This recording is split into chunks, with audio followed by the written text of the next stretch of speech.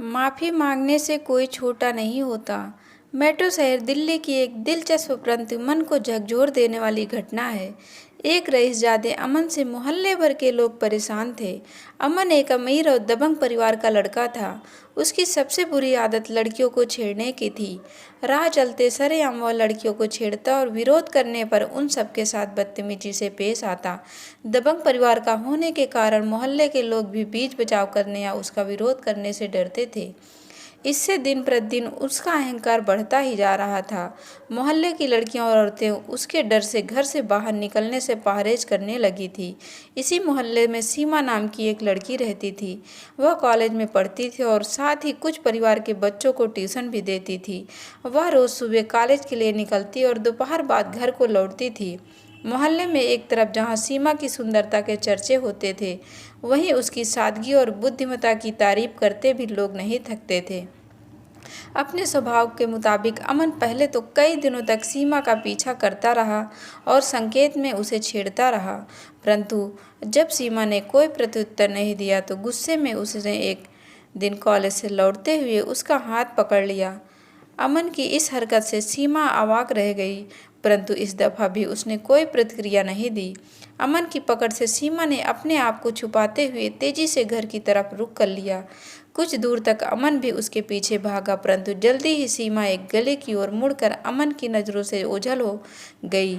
सीमा की इस हरकत से अमन काफ़ी नाराज़ था। उसके मन ही मन सीमा को सबक सिखाने की ठानी और अगले दिन का इंतजार करने लगा।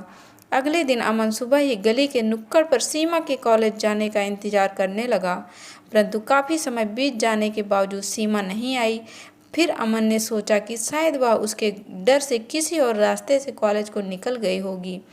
तब अमन ने एक बार फिर अपने मन को समझाते हुए सीमा के कॉलेज से लौटने का इंतजार करना बेहतर समझा। आज अमन के सर पर सीमा को सबक सिखाने का भूत सवार था। वह किसी भी तरीके से आज सीमा को पूरे मोहल्ले के सामने जलील करना चाहता था। आखिर सीमा ने सरेआम उसकी बादशाहत को चुनौती दी थी। आज सीमा को सबक सिखाने के लिए अमन अपने साथ मोहल्ले के और 3 टपोरियों को भी साथ लाया था, परंतु एक लंबे इंतजार के बाद भी सीमा वहां से नहीं गुजरी। सीमा के कॉलेज से आने का वक्त भी बीत चुका था। अमन असमंजस में पड़ गया। वह यह भी नहीं जानता था कि सीमा कहाँ रहती है और ना ही अपने अहंकार में वह किसी से सीमा के घर के बारे में पूछना चाहता था। अमन उधेड़बुन में ही था कि अचानक उसे सीमा सामने आती हुई दिखी। वह खुशी से उछल पड़ा और बीच सड़क पर आ खड़ा हुआ। सीमा ने दूर से ही अमन को देख लिया था। इसके बावजूद वह डरी सहमी आगे बढ़ती रही।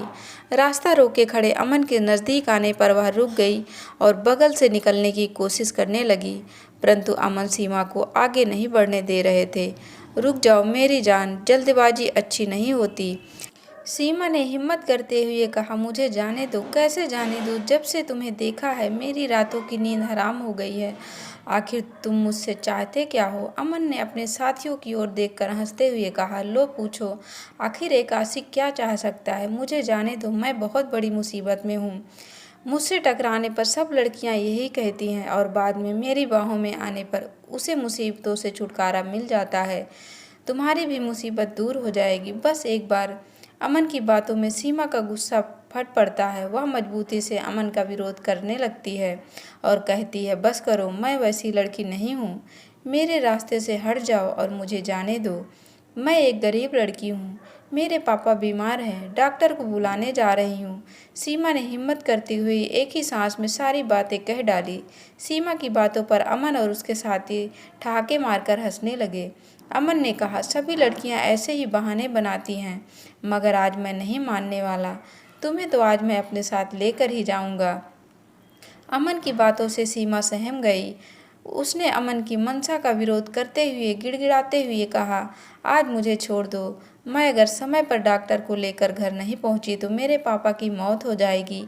सीमा की बातों पर अमन थोड़ा ठिठका और धूर्तता दिखाते हुए बोला, मैं किसी डॉक्टर से कम हूँ क्या?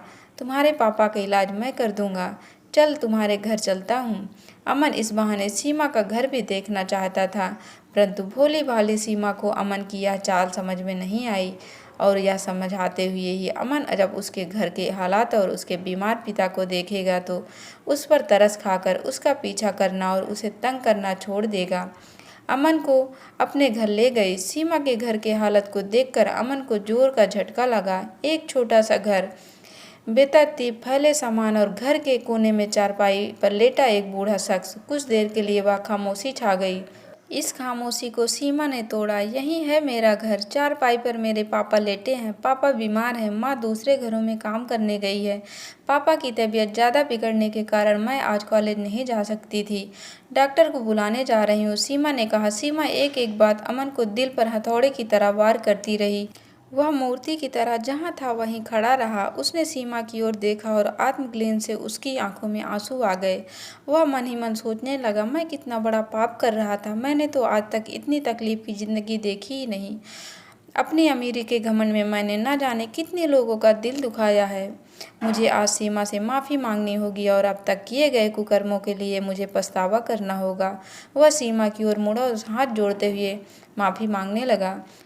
मुझे माफ़ कर दो बहन। मैं आज तक घमंड में जी रहा था। आज तक ना ही मैंने समझा और ना ही मेरे माँ बाप ने समझाया कि जीवन कैसे जिया जाता है, जीवन का संघर्ष क्या होता है। आप महान हो बहन। इतनी गरीबी में भी आप कॉलेज में पढ़ रही हो और मैं सब कुछ होते हुए भी कॉलेज ना जाकर आवारागर्दी करता हूँ। सीमा ने कहा, इसमें माफ़ी मांगने वाली क्या बात है भाई। अगर मेरे कारण आपके हृदय में परिवर्तन हुआ है तो मेरे लिए इससे बढ़कर खुशी और क्या हो सकती है। जो आपने किया उसे भूल जाइए और एक नए जीवन की शुरुआत कीजिए। अपने जीवन को न सिर्फ अपने लिए जिए बल्कि दूसरों के सुख दुख में हाथ बटाना सीखिए। फिर देखिए आपके मन को कितनी संतुष्टि मिलती है। बहन, आपने सिर्फ न मेरी आंखें खोल दी बल्कि जीने का एक रास्ता भी दिखा दिया। आप यहीं रुको, मैं डॉक्टर को बुला कर लाता हूँ और आज से एक नए जीवन की शुरुआत करता हूँ। सीमा कुछ कह पाती इससे पहले अमन यह कहते हुए अपने दोनों टपोरी दोस्तों के साथ वहाँ से तेजी से निकल पड़ता है। कहानी की शिक्षा। इस कहानी से यह स्पष्ट होता है, अगर कभी भी हमसे कोई गलती हो जाए, चाहे वह छोटी हो या बड़ी, हमें माफ़ी मांग लेनी चाहिए। इससे न केवल आपके दिल को सुकून मिलता है बल्कि सामने वाले के सारे गिले शिकवे भी दूर हो जाते हैं। अगर कुछ शब्दों में कहें तो माफ़ी मांगना बड़प्पन की सबसे बड़ी निशानी है और माफ़ी मांगने से कोई छोटा नहीं होता। दोस्तों, आपको कहानी कैसी लगी कमेंट बॉक्स में ज़रूर बताएं और कहानी पसंद आई हो तो वीडियो को लाइक और चैनल को सब्सक्राइब करें। धन्यवाद दोस्तों।